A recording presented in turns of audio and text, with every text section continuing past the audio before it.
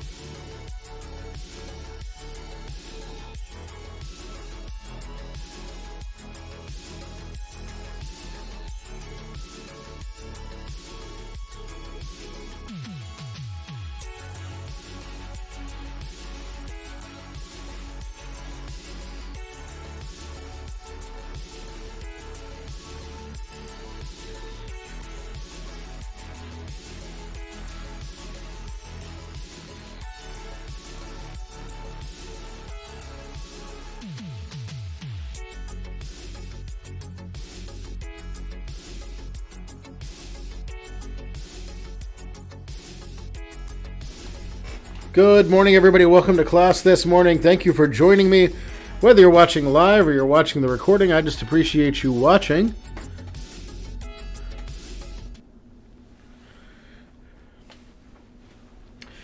And so today we're talking about creating a brand for social media, right? We're starting Module 3 today. And in Module 3, we're looking at our brands and what it means to have a brand and to execute a brand on social media. Because it is a really sort of tricky thing, right? Like when we're talking about a brand, we're basically talking about the way that we want to sort of communicate to the world who we are, right? And this can be a personal brand that you're building for yourself, which is something that I really recommend for people, as they're kind of looking for jobs and things. If you can build yourself a personal, professional brand,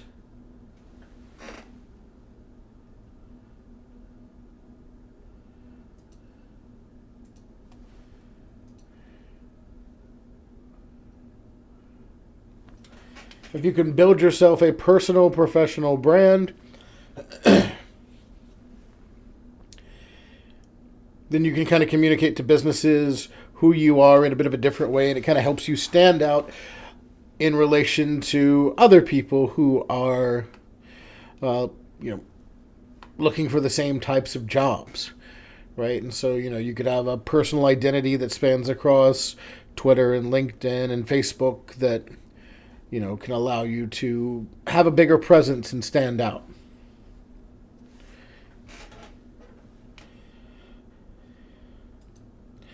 And so I'd like for us to just kind of start here just by defining the term brand and just talking about what exactly a brand is, right? And when we're talking about a brand, we're talking about something that uniquely identifies an individual or an organization, right? It's a unique identifier. It's something that sets you apart.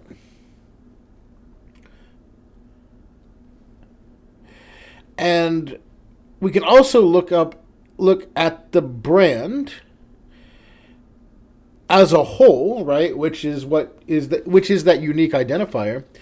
But we can also look at a brand as its parts, right? Because when we're thinking about a brand, one of the big ideas of having a brand is that there are a bunch of different parts that kind of make up our brand.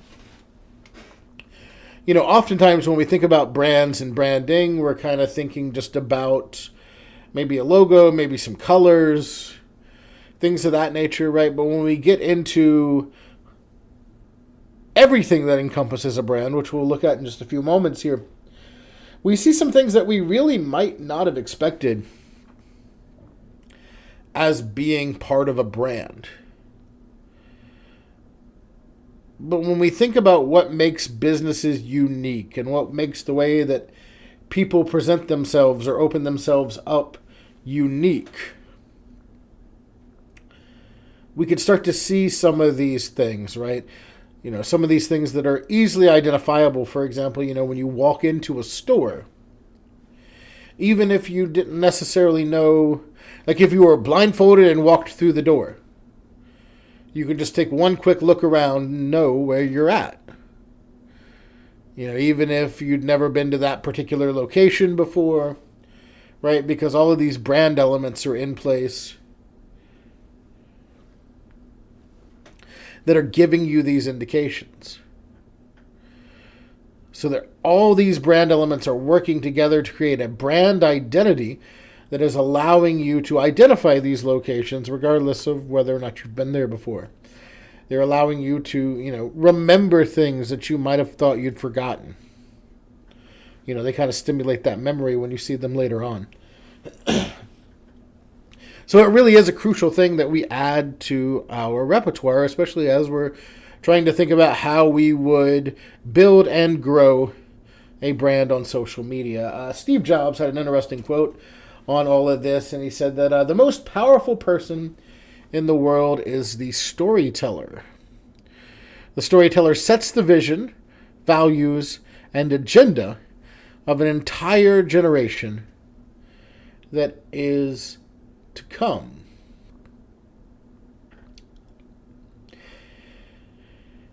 And when I think about telling a story, really what we're doing with our brand is we are telling a story. right? We're telling a story about ourselves, or we're telling a story about our business. And when we're telling this story, we're also communicating these other things that Steve Jobs talked about here. The vision, the values, the agenda. Right? Even something as simple as a logo, as a part of a brand, can communicate values. It can communicate vision. It can communicate what a company is all about, or what a person is all about. So being able to tell our story through our brand is incredibly important. Because at the end of the day, that's really what we're doing, is we're telling our story, and we're telling our story in a consistent manner so that our followers, our users, the people that we're trying to reach, right? Just as a side, I've been trying to get away from using the term users for somebody who uses a piece of software. Right, although I'm clearly having a lot of trouble doing it, right? Because I heard a quote a while back that was basically just like, the only types of people that call other people users are web developers or software developers and drug dealers, right? So I've been trying to make a more conscious effort to not use the term user in relation to people that use our products. But, so far not working out, right? Old habits die hard. But nonetheless, we're trying to communicate our message to the people that want to consume it. And really, every little thing that we do in terms of how we present ourselves works toward that end, right? Another good saying that we can apply here is that the story that we tell is a story told in parts.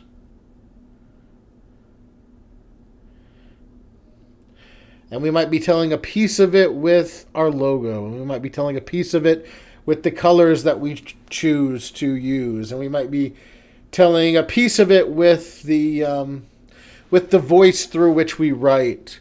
We might be telling a piece of it through the sort of perspective and point of view that we use on a lot of things, with the audio that we include in things, with the visuals that we use in different things. We're telling little parts of a bigger story. And that bigger story is, at the end of the day, the ultimate message that we're communicating. And I think, when we're talking about the idea of a brand, I think there are two kind of key things that a brand can have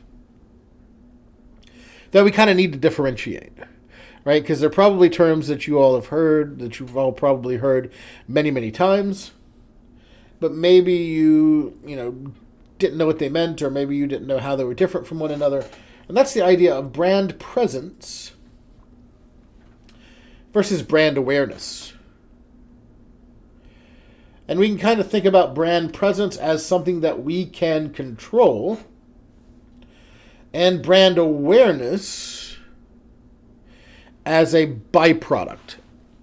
Something that we necessarily, can't necessarily control, but we can, via brand presence and keeping a consistent message and working toward the same end along different pieces of our brand, we can create more awareness. So the presence is basically just how much we're out there. And with the idea of social media, that oftentimes means posting more and posting to different platforms. This is a really common thing that we see nowadays, right? Since, we have short form media,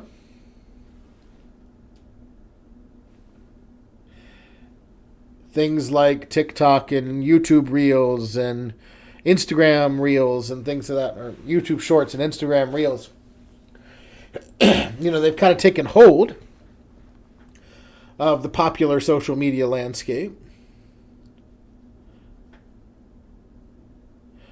And the creators that really seem to get a good foothold with a lot of market share are ones that are posting videos to all three.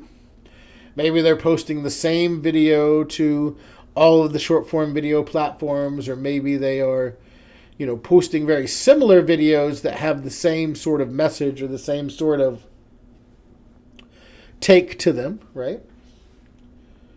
But they have a brand that is across different platforms that are doing similar things, right? So they're increasing their level of presence, right? The more present something is, the more likely you are to run into it. And if you run into something enough times, you pay attention to it. And when you're starting to pay attention to it at that point, that's when the awareness kicks in. So the more consistently that you can tell your story across the most platforms as possible, that where your audience is, basically, as well, that's when you're going to start increasing this brand awareness. Now, there are many, many elements of your brand identity, and these are things that we need to keep in mind as we're working toward this end of creating brand presence. Some of them we might have thought about, we might know about. Others we might not know as much about, right? Like, let's see a list here. Logo, colors, patterns, music, slogans or catchphrases, smells, tastes. Right, when you walk into a McDonald's here in North Carolina and you fly across the country, you go to California, Oregon, Washington State, however far across the country you want to go, and you walk into a McDonald's there, the smells are the same, the tastes are the same. This is a consistent story that's being told from restaurant to restaurant to restaurant. Right, and that's one of the key things about a chain restaurant, right, is meeting expectations. So every single chain you should encounter should be meeting the same expectations, should have, you should experience the same flavors, you should hear the same, the same or similar songs being kind of played from, the overhead speakers. You should smell the same things. You should see a similar sort of decor. Right? Because it's that sort of consistency that creates that brand and that helps to build trust in that brand, so that that, if you're traveling, if you're going somewhere, moving somewhere new, whatever, right, and you go to this chain restaurant, it establishes an expectation. Right, and so, again, that's a big thing that we're trying to do here, is we're establishing expectations. So we're going to choose a logo that's going to be the same across all platforms, right? I don't want to use a different logo on Twitter that I'm using on YouTube and vice versa, as an example, right? Because people that follow me on Twitter, if they go to my YouTube, they want to know that, I want them to know that they're in the same place, like the same person owns this, right? Just like if you go to McDonald's in Cleveland County and you go to McDonald's in Los Angeles, you can tell they're both McDonald's. Like, not one is not wildly different than the other. So you're building that identity and you're building that trust, and people have an expectation of what's going on at that location, right? Whether it's Twitter, Facebook, YouTube, Instagram, Twitch, TikTok, whatever, right? Because you have built this consistency and people see it, right? Even things like visuals, right? Like if I'm on TikTok and I'm playing stuff like this,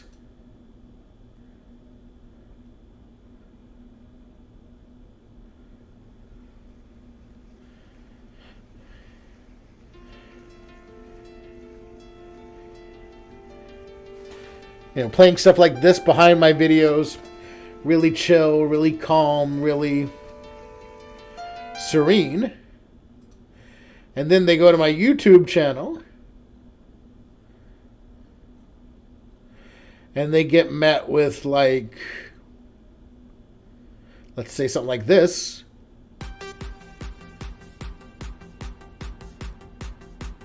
Right? It's a real different vibe. So the expectations are much different. The energy level is much different, right? I'm presenting something incredibly different between platform to platform.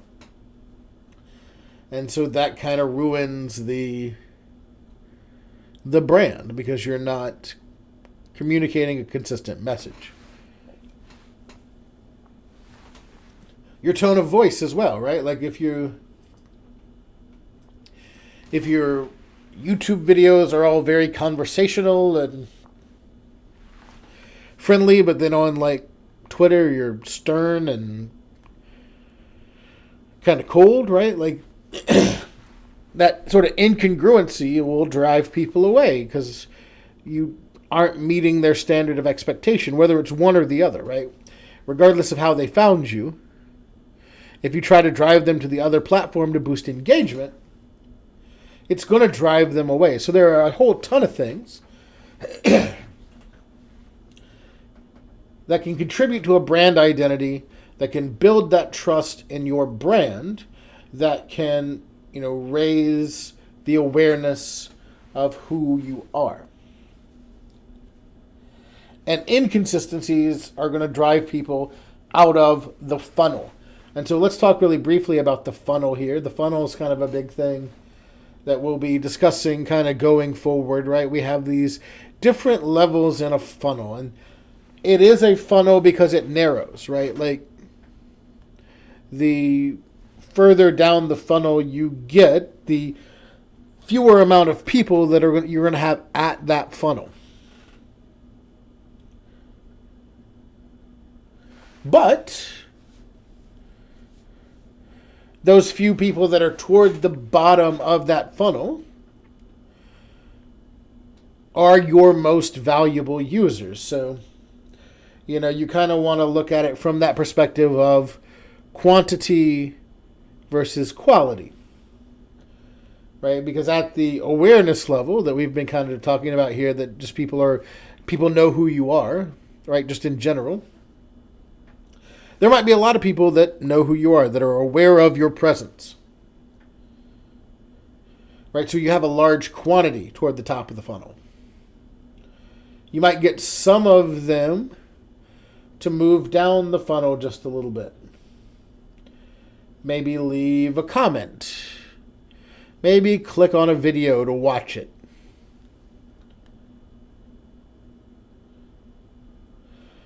Doing something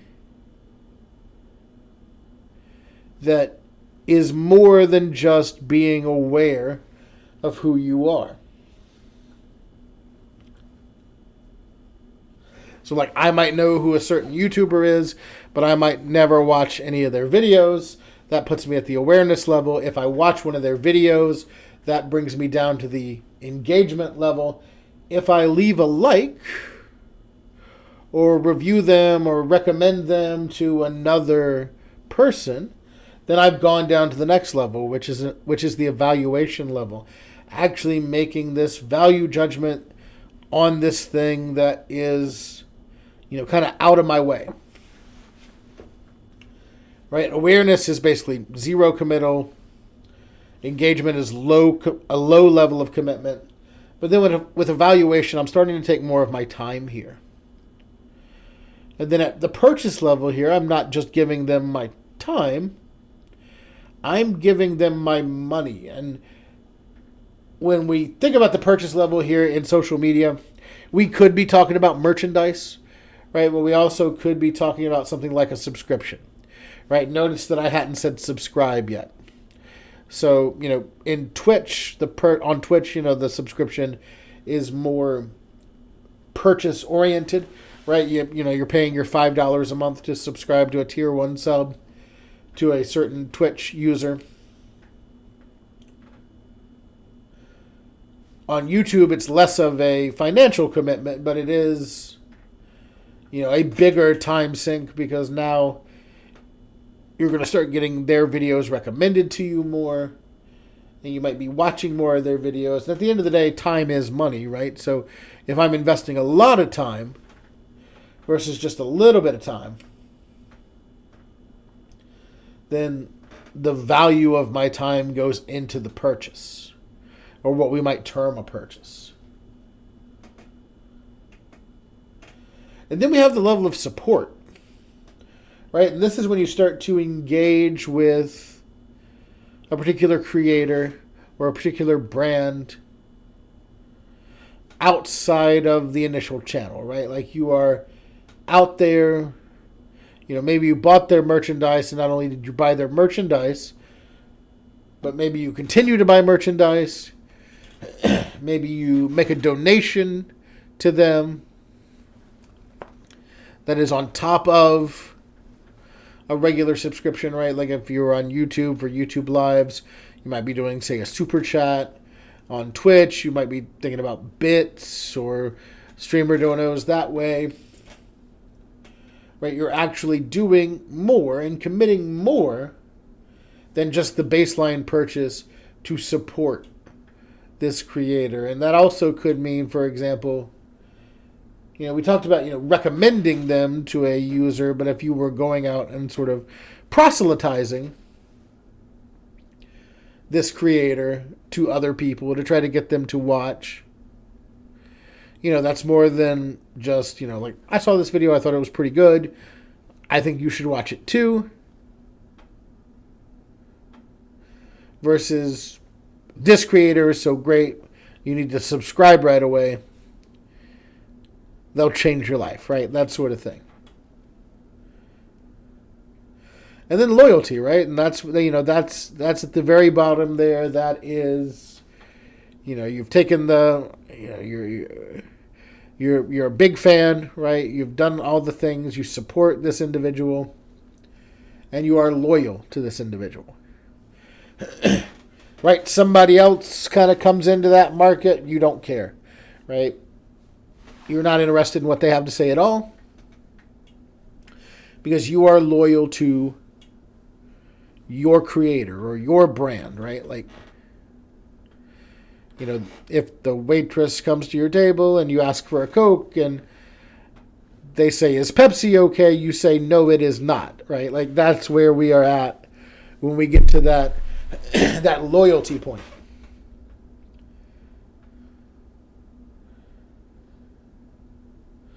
Now, we can kind of build these different marketing funnel levels based off of triggers.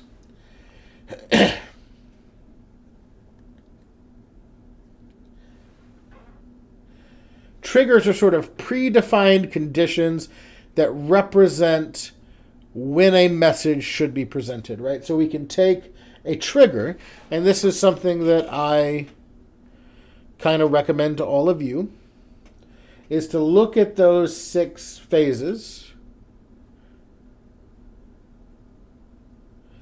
right there and kind of determine, okay, what do I want to do and when do I want to present these messages? What about awareness? What about new subscribers? What about sharing content? What do I want to say to these people and when do I want to say it to them?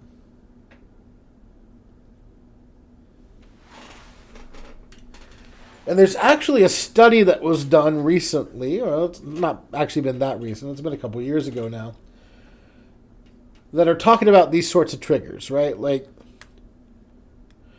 when you hear somebody say, like and subscribe, that's sort of designed to be this sort of trigger, right? But in this study that was conducted, they actually found like and subscribe to be a bad trigger. You should just ask somebody to do one thing.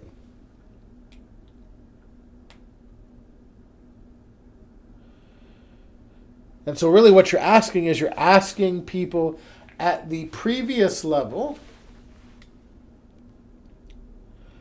to do this action. So for example, if somebody's in the awareness phase, maybe they've clicked on my video and started to watch it, I might say, hey, if you're new here, If this is the first time you've watched my video, thank you. I've got more. Go down there and subscribe. Right? So you're starting in that way to try to move somebody down the funnel. Right? You're moving them through this engagement and evaluation process, into the purchase process. Or moving them from awareness to engagement. Right, especially for like YouTube, right? You have subscriptions, but then you have notifications, which are another thing to where, that's when you get more down into the support sort of area. So if you're already subscribed,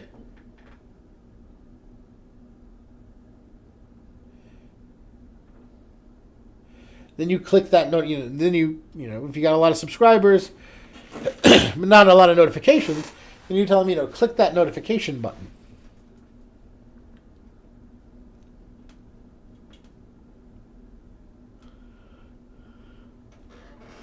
And I like the way that a lot of them do it as well, where they'll go, hey, check to see if you're subscribed.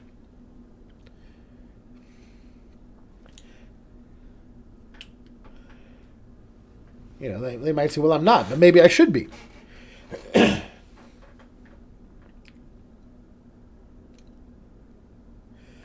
Right? So we want to take these triggers and we want to think about where we put them. Typically since our primary product for our project is the YouTube channel, we might want to sit with the supporting items here in this upper level of the funnel, in the awareness and engagement level. So we might want to do some surface level engagement with people that follow us on those platforms, but also, promote more awareness of the YouTube channel to drive people that way. And then in turn on our YouTube channel, we can help to, or Twitch or whatever, right? We can help to move people down the funnel and do more there. Ask them to subscribe. In another video, ask them to click the notification bell. In another video, ask them to like. Right? It's consistency in creation, keeping the tasks that they need to do, keeping these triggers minimal, and just working to get more and more people down the funnel to the loyalty level. Right? And you do a lot of that through creating expectations with the brand that you've built.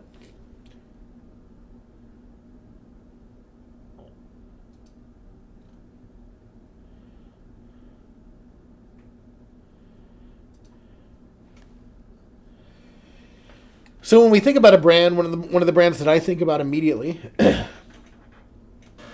is Nike, right? Nike is sort of the example that they use in like marketing schools and things of that nature when they're talking about brands. And we can think about what makes this simple logo recognizable, identifiable, on message,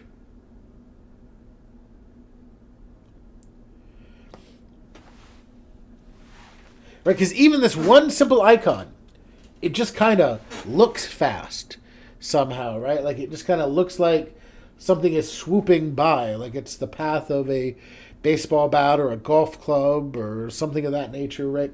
And it's just sort of swooping by really quickly. It just kind of looks fast. And since it's going sort of up and to the right, that's the right is the direction of progress. So it's moving forward. So it's moving fast in the direction of progress, moving fast toward the future. So you're communicating this consistent brand message. Then you get these commercials and social media posts that are doing the same sort of thing, right? They're talking about performance and speed and progress, and it all ties together. And we understand what Nike as a company is all about whenever we see this swoosh anywhere. the simplicity, but more so the consistency. The consistency is key. You have to be consistent. The things that you do creates expectations. If you start posting videos on a Monday at 5 o'clock in the afternoon, you'll notice that if you post a video on Wednesday at 2 o'clock, it'll get way fewer views. Because your consistency has people looking for your videos on Monday at 5 o'clock. And that timing is part of your brand. Right? It also goes back to that example that I made earlier. Like if you have two different logos between Twitter and YouTube, it's going to confuse people. Or if you use two different types of music between TikTok and YouTube, it's going to confuse people because it's presenting an entirely different vibe. It's presenting an entirely different message, story. And your users, your audience, doesn't have the trust in your brand, doesn't really understand what's going on, might be confused because of your lack of consistency. Being consistent in your brand allows you to grow your audience in both engagement and in reach. So not only are you moving more people down the funnel, but you're also making the top of that funnel a lot wider so you can catch more people. From the tone of voice used in messages to the aesthetics of your profile, you want everything to be consistent and recognizable and unique to you in order to gain traction among your intended audience. Now, we can talk about creating brand elements just a little bit. I want to show you some examples of some things that we can use for free to help us do that. Right, and so I have two websites here, canva.com for graphic and simple video creation, and then wix.com for website creation. So if we look at these products, right, and I go to canva.com here, we can see they give us a lot of examples here that we can work with. They give us the tools and the templates to be able to create things. This is my own personal thing that I use to make things for the college sometimes. I use a combination of Canva and the Adobe Creative Cloud Suite to be able to make things. And typically if I need to make something quick and I need to make something simple and I need to make something that, has the same brand guidelines as other things, right, then I can use Canva and get it done quickly, right? Like one time I needed to make this careers in IT presentation and I needed to make it quickly. And so I was able to import our information technology logo, and I could use the same colors throughout to indicate a consistent brand message across the entire presentation. Right? You can do the same sort of thing for social media graphics, right? This was one that we did a few years ago for trying to get people to register for the summer and fall. You can see it uses all the college's colors. So when you see this, if you have that awareness level, what you're looking at. It's not confusing to you because it is that consistent sort of brand message. And we put that out on Facebook alongside of our logo and the college's logo and all that kind of stuff that's on our Facebook page. And so everything in context made complete and perfect sense. Right? I might not want to use something like the template this was based on, because then that looks sort of disjointed, right? Like that looks different than what somebody might expect to see from our brand.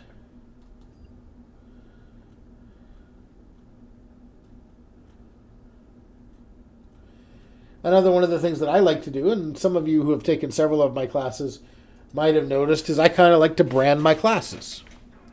Right? So you see like the frame around the frame around the video is the same as the header in the class. And I use I use different colors from class to class. And I try to be consistent with, the way that I approach things.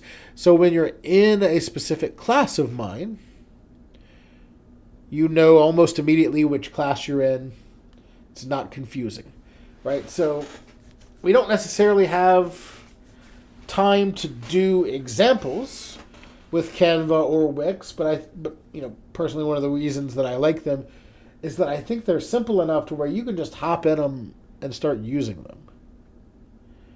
Right? Like, they're so simple to use that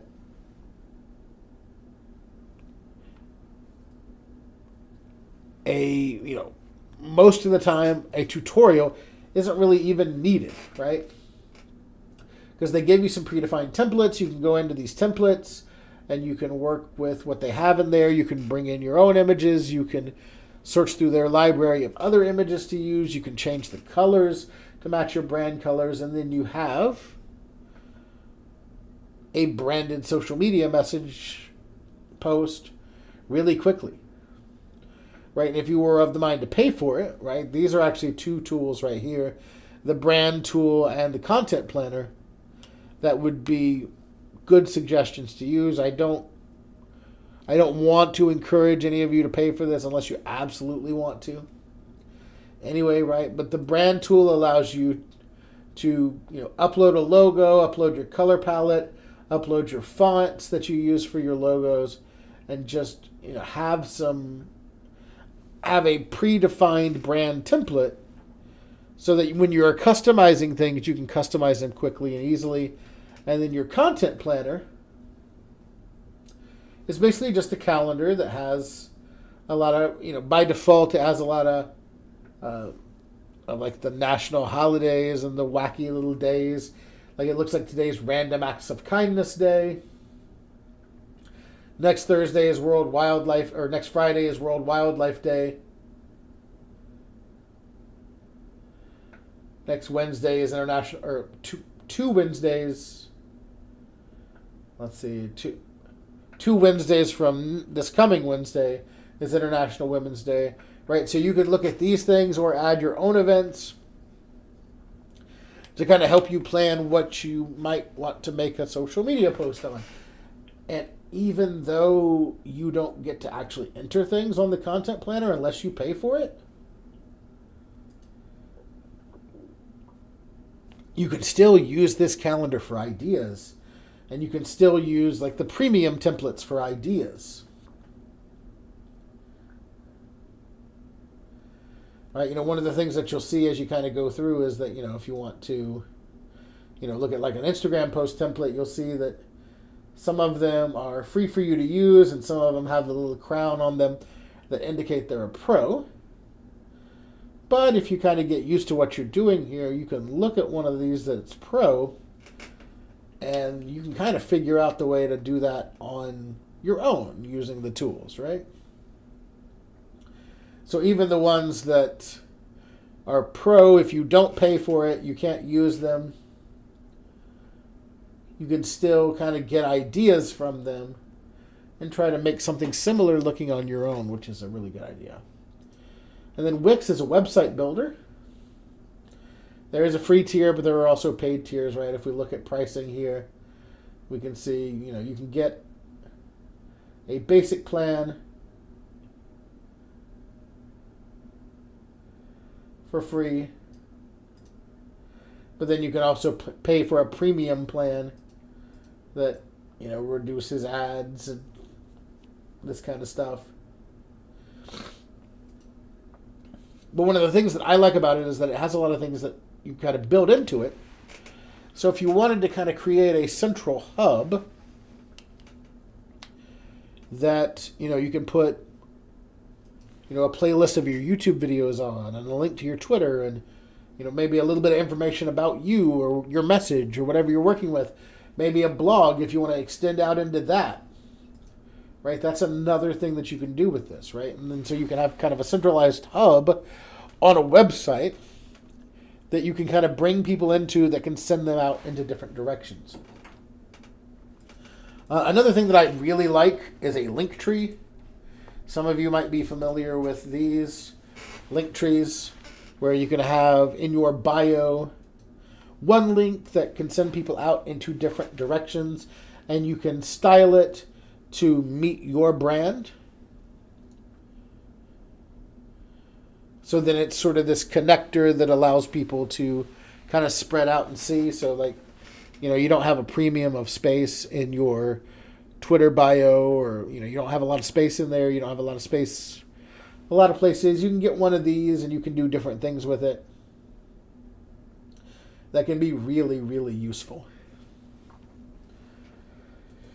And so that's really all that I have for you for today. We talked about, the importance of a brand. We talked about, what we need to make consistent. We talked about the ways that we do that. We've even shown some tools that allow us to do that, or allow us to improve our brand.